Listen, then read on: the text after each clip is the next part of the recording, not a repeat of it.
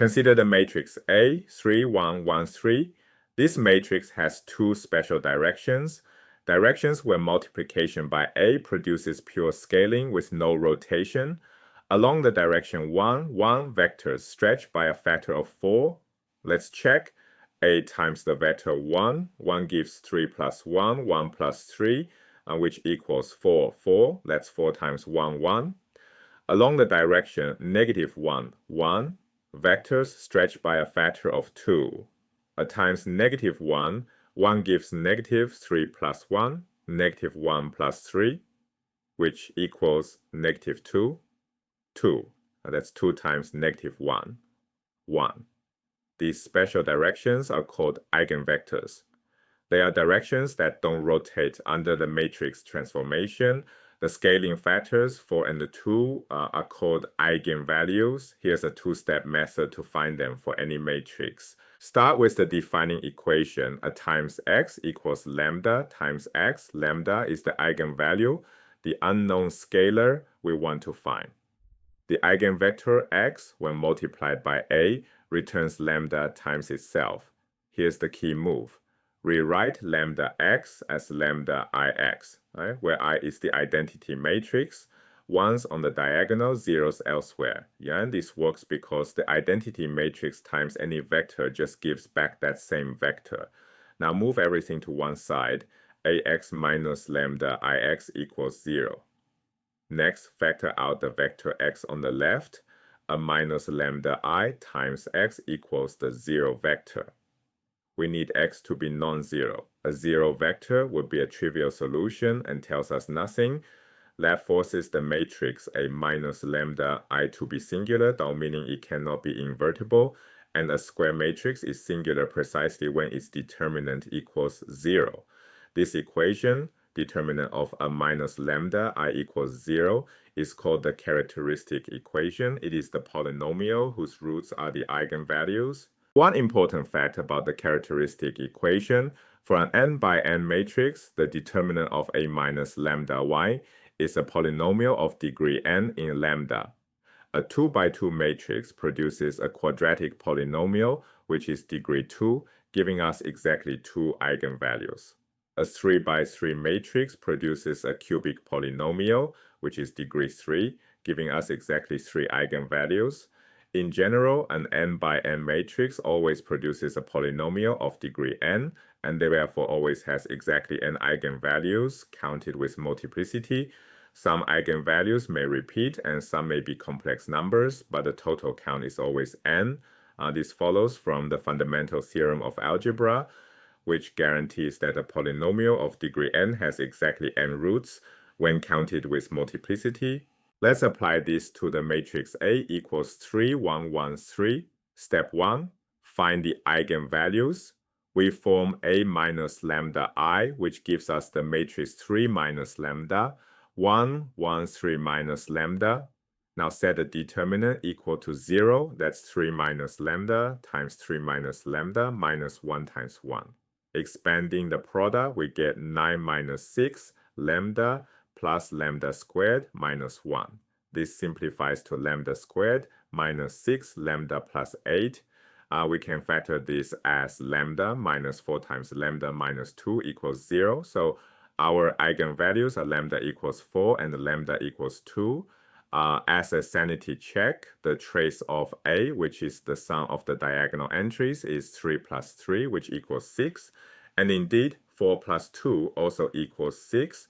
And the determinant of A is 9 minus 1, which equals 8. And the lab matches the product of the eigenvalues. 4 times 2 equals 8. Everything checks out. Step 2, find the eigenvectors.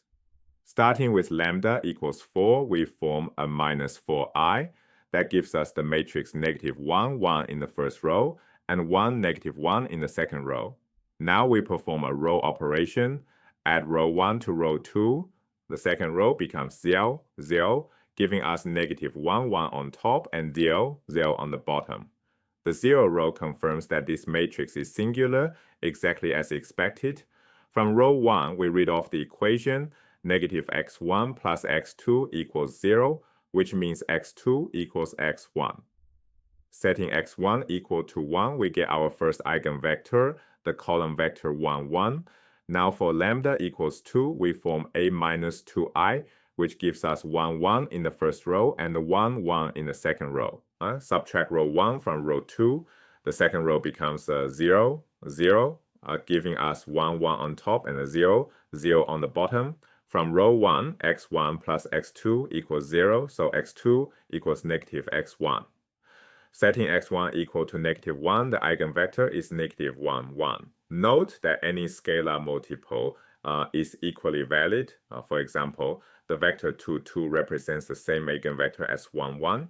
Eigenvectors form an entire line through the origin, and we simply report one representative from that line.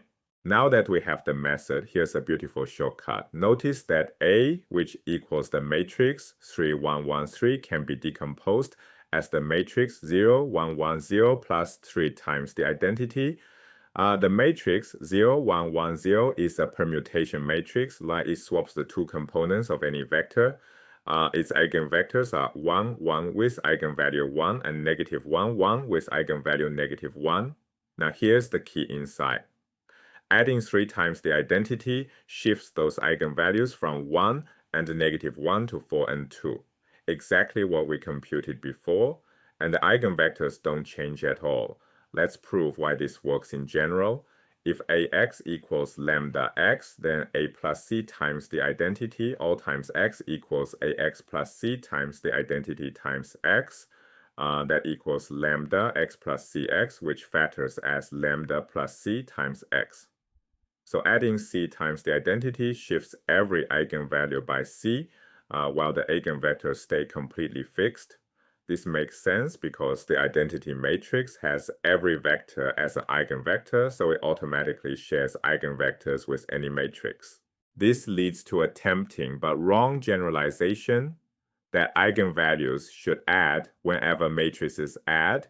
Here's the flawed argument. Suppose ax equals lambda x and bx equals alpha x, then a plus b times x equals ax plus bx, which equals lambda x plus alpha x, which equals lambda plus alpha times x. The algebra here is perfectly valid, but there's a hidden assumption. The same vector x must be an eigenvector of both a and b. Different matrices generally have eigenvectors pointing in completely different directions. You can plug the same x into both equations unless both matrices happen to share that eigenvector. This is the key mistake. So why does c times I escape this trap? Because the identity matrix has every non-zero vector as an eigenvector. I times x equals 1 times x for any vector x. That means ci shares eigenvectors with every matrix automatically. That's what makes the shift property universal and why adding a general matrix B does not give you additive eigenvalues. Here's the key comparison to remember. On the left, the properties that always work. First, the eigenvalues of a plus c times are equal the eigenvalues of a plus c. Second, the eigenvectors remain unchanged when you add a scalar multiple of the identity. Third, the eigenvalues of c times a equals c times the eigenvalues of a. On the right, the properties that do not work in general. First, the eigenvalues of a plus b do not equal the eigenvalues of a plus the eigenvalues of b. Second, this fails because a and b generally have different eigenvectors. Third, similarly, the eigenvalues of a times b do not equal the eigenvalues of a times the eigenvalues of b. The left column works because the identity matrix shares its eigenvectors with every matrix. The right column fails because different matrices generally do not share eigenvectors. Let's log in the complete two-step recipe. Start with any square matrix A. Step 1, form A minus lambda I and set its determinant equal to 0. And that's the characteristic equation, a degree n polynomial. Solve it, and the roots are your eigenvalues. Here's a sanity check you can always use. The eigenvalues should sum to the trace of A, and the product should equal the determinant of A. Step 2, for each eigenvalue, lambda I, form A minus lambda I times I, row reduce it, and find the null space. Those null space vectors are the eigenvectors. One useful connection to remember If A has determinant equal to 0, then lambda equals 0 must be an eigenvalue. This is because the characteristic equation evaluated at lambda equals 0 just gives you the determinant of A. So singular matrices always carry 0 in the eigenvalue list, linking eigenvalue theory directly back to invertibility. This two-step method, characteristic equation, then null spaces, underpins some of the most powerful tools in applied mathematics. Let's recap. Step 1. Solve the determinant of A minus lambda I equals 0 to find the eigenvalues. Step 2. For each eigenvalue lambda I, find the null space of a minus lambda I times the identity to get the eigenvectors. Now, where does this method show up in practice? First, matrix diagonalization. This rewrites A in terms of its eigenvalues and eigenvectors, making matrix powers trivial to compute. Second, stability analysis. Eigenvalues tell us whether solutions to differential equations grow or decay over time.